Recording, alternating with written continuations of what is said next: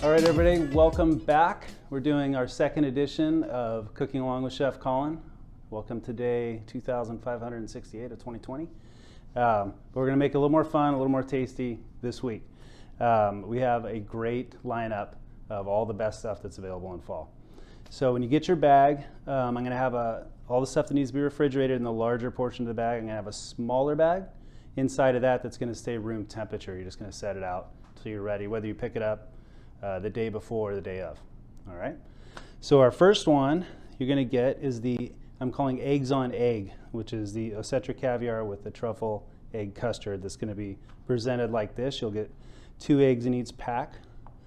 Then I have a little pedestal so it doesn't fall over on you, a potato chive chip, some delicious Osetra caviar, swing, and some shaved truffle, and then some fun garnish you can use along the way. All right, so the first one, go ahead and crank your oven on to about 300. We're just going to pull the eggs out about a half hour before you're ready to eat. I would just pull everything out of the fridge and start to get it lined up. You know, I'll have them labeled for each course. So get your course 1 set up, your course 2, 3, and 4, and just have them all lined up. This will be your first lineup. And these eggs just need to kind of come to room temp. We're not going to heat them up. We're not going to warm them. They're just perfect at about room temp or slightly below. All right, so we're going to start off with the brown butter brioche riser. We're going to put the egg custard right on top of that. And I will be giving you a little extra Osetra caviar to munch on along the way. I like to use a pearl spoon. What you'll find is it doesn't add any flavor, like a stainless steel spoon or something. So if you don't have the pearl, I'll enclose a plastic spoon, but just don't use a metal spoon. It kind of imparts a metallic flavor on the caviar. So just put a nice little touch in there. Boom. And we have a little bit of fall truffle. Put as much or as little as you want, or you can omit it and put it on the steak later. Try and like to leave the options open for that. So you have a nice little kick of both. Got your little potato chip that we enclosed a chive in the center for garnish. And I have my favorite Society garlic blossom for a garnish. And that'll kick you off. Yeah! I would have a nice little champagne with that as a perfect starter, some Prosecco, a sparkling wine local. I'll catch you on the next course.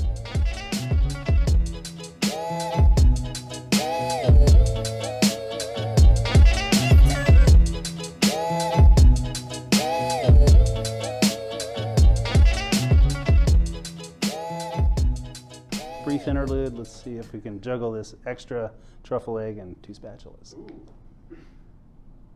I don't know if I can, to be honest with you. Whoa. Okay. All right, round 2. You still got your oven on. It's just going to be like a 300-degree oven. Slight earthquake, don't worry about it. Okay. So we're doing the fall bisque. This one's a yin-yang of a kabocha squash, which are those nice bright orange squashes that only come around about this time of year.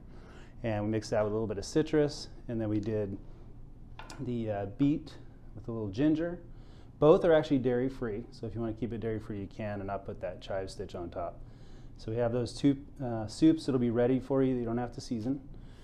We have some spicy pepitas, the pumpkin seeds, the inside, so that the husk is removed, so you just have that easy-to-eat yumminess with a little chili and lime. And then I did a chive creme fraiche to add a little note on top. So all we're doing is warming these up. Wow. That's perfect for Halloween. See those blood splatters? Awesome. I love it. All right. Fire. Fuego. You may not want to preheat your pans. That's up to you. That's a personal choice that I'm going to live with. All right. So just get those warm. On this one, I'm using the same shallow plate on the first, actually a bowl, but if you want to keep that, some people use a charger. So I had that first course put in there. You could just remove it, take it back, plate it, and bring it back if you'd want. But definitely on this course, you want to have a more shallow one. It presents and shows the duet of the soups better. I just think it looks nicer. So these are warm, probably too warm. So I'm going to put those, I'm putting them in here. You could use a like a measuring cup or something with a spout, because we're going to be pouring these in a fun pattern. That's actually the trickiest part of this whole course. It's also the funnest part. So let's come over here and take a look at that. So yeah, something with a spout. You'll see here I'm using these, but like I said, it could be two measuring cups, anything you can pour. And the trick with this is we made them the same consistency. So as you pour it, you want to pour at the same rate of speed. And at the end, we're going to do this little twist that'll hopefully give it a nice presentation. So you start like that, and as you're pouring, make sure you're going at the same speed. And then, like I said, they'll meet, and then I like to do a little pour off to the side like that. And make sure you don't dip in. Boop. There you got a nice little yin-yang pattern. All right. So now I enclosed already in a plastic bag the chive creme fraiche. And I call it a stitch because I like to do a little kind of back and forth over there to bring the feminine and masculine together. Thus the yin-yang of soup. And then the pepitas give a nice little crunch. I just like to put those all over the top. You always need a little bit of texture. So we're going to have the nice sweet with the kabocha, and then that earthy beet and citrus all work really well together. And then in your garnish pack, you have some little purple flowers. I'm just going to put those on top to kind of sell the dish. And there you go, the yin-yang of fall bisque.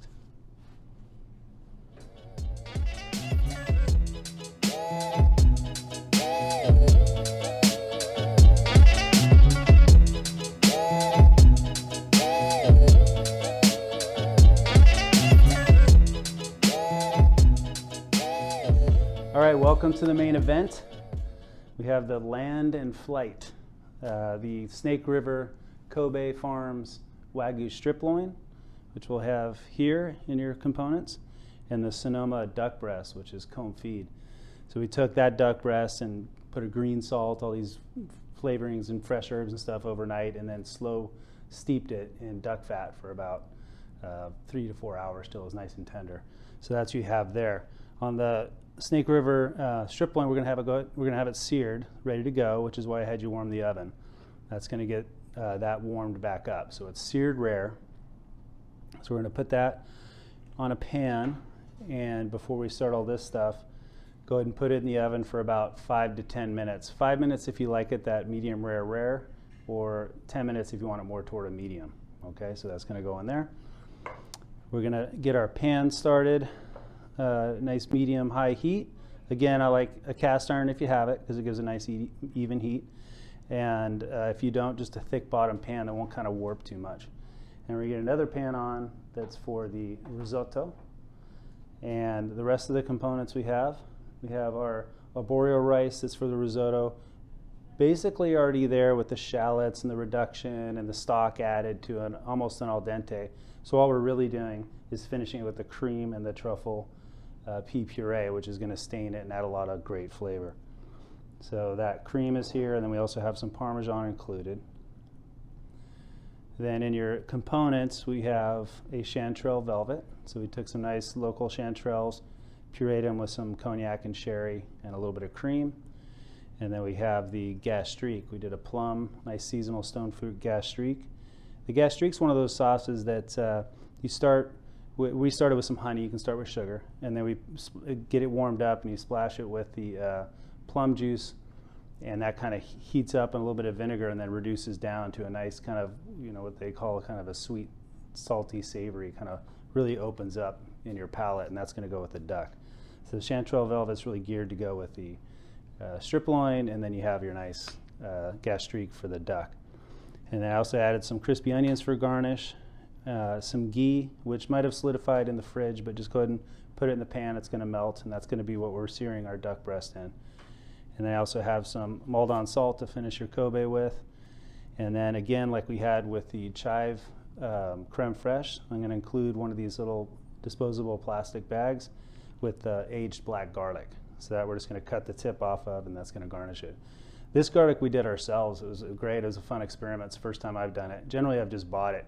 But you take garlic and you put it in a dehydrator, and it took us about 3 weeks until it just got aged and sweetened up, and it takes off that kind of sulfury edge that garlic has, but it adds just a great flavor and sweetness with that velvet against the Snake River Kobe. All right, so let's play. So we got the heat going. We're going to put the ghee in there, and it's a pretty good amount. You know, you don't want to have so big a pan that it's not going to kind of coat the whole bottom, because you know you could actually even fry this if you wanted to, but I want to make sure we're using a nice ghee to sear it. Because it's all cooked, it's tender, it's got those delicious green salt that's penetrated in there. We just want to crisp up that top skin. So we're gonna get that going. Okay. That's gonna crisp up for a little bit. We got our pan on for the risotto. We're gonna put the cream in first so the rice doesn't stick to the bottom. We're gonna put in our pre-cooked risotto. Super excited about this one. We're hoping the smoke alarm doesn't go off, but I think we'll be okay here. All right. So you'll have your sauces, the chanterelle velvet and the gastrique. Just warm them up gently. I have those already ready to go. Crisp. So you'll see here the cream is boiling. It's starting to incorporate. Once that all gets hot and you can easily move your spoon through it, you add your cheese, your Parmesan, as much or as little as you'd like. All right. Chef's on fire, people. Okay, so I flipped that over. I turned it off. It'll residual cook. I've added the cheese and the cream in here. And now that puree that I added, we're going to do that right at the end. And that's going to give it that nice color and flavor and get folded in there. Okay, I've turned off the heat, and that's just going to stay warm for us. Woo! We're on fire, people. Yeah. Okay, now we're getting ready for plate up. We've pulled that out of the oven. I don't know if you caught that, but I did it real fast. So it's been in there for about 10 minutes. And we have our duck. And we're going to move to plate up with all of our fun components here. I'm going to cut the very tip of that off, so we're ready to plate. So at this point you have all your fun stuff lined up. I got some small spoons to help me plate. I'm going to take the Snake River Kobe, and I always like to cut it like right down the middle because I just think it presents well and we can season it up. So I'm going to have those like that. All right. I'm going to take the chanterelle velvet with a small spoon. That's why. I'm going to do what they call the swoosh, which is where you have just drop a good amount of sauce. More is better for me, but I'm going to do like a little smiley swish like that. You stick in the middle and do a draw across like that. All right. Now I'm going to put in my risotto. You can, sure, yeah. Lighten it up, man. All right. Now we got our Snake River Farms going there. I'm going to do some nice little dots of the garlic. And again, you can do it really however you want. This is just my way of doing it. You don't want to put too much on there because it's pretty intense. I'm going to put the duck right here. I'm going to put a little of that mulled on right on top of the Kobe. The mulled on, of course, is that French salt that is right out of the ocean. I'm going to put a little gastrique right in front of the duck. If you want, you can glaze it over the top, but I'd rather dip it and keep that skin nice and crispy. Get that little guy out of there. Boom. I got some crispy onions going, and that will finish your dish. Our land in flight, fall in Monterey. Well, we're going to call it fall in fire now because that's what we do here.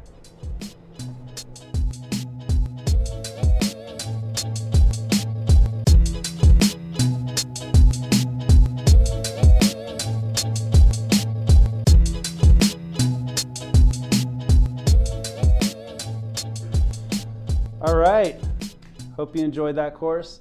I hope you kept the oven on. I probably didn't say it, but keep the oven on at 300 because you're going to get this lava cake and we're going to slide it in there for 10 minutes, not in the plastic. We've learned that by now, right? We're close enough. We got it. All right. So that's been warmed up for 10 minutes. The gold can get hot. All that can get hot except for the plastic. So we have our cinnamon cremant glaze, and I'm going to do a little circle down on the bottom. And again, play with it, have fun. I mean, plate up's, half the fun there, So I'm going to do a nice little hefty circle of our cinnamon cremant glaze. We're going to take our spatula, get our tangerine caramel lava cake on there. We have our Cointreau agave berries. These will be pre-macerated for you. Already all drunk and hammered and ready to go. Hopefully just like you. All right. Little pile of berries on there. There we go. And we have our pistachio tuile to add a nice little crispness to it. One of our flowers from our garnish pack. And then have a little chocolate tuile to kind of sell it. All right. Enjoy. Please come back next time. Stay safe, stay healthy.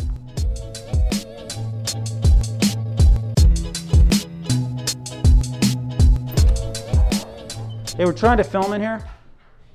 Okay. Yeah, I think you can almost just throw it in. You're almost good to go. Tell me how to cook. You want to come around? Let's switch. You get over here. Come on. All right. Let's go. Yeah. Okay, Ray. Michael's going to finish this up. Come on, let's go. Get over here. Go ahead. No, yeah, walk over. Yeah. Yeah, the flies are not helping. Okay. Yeah, look, it's right here right now. Let me see. Get off my gold at least.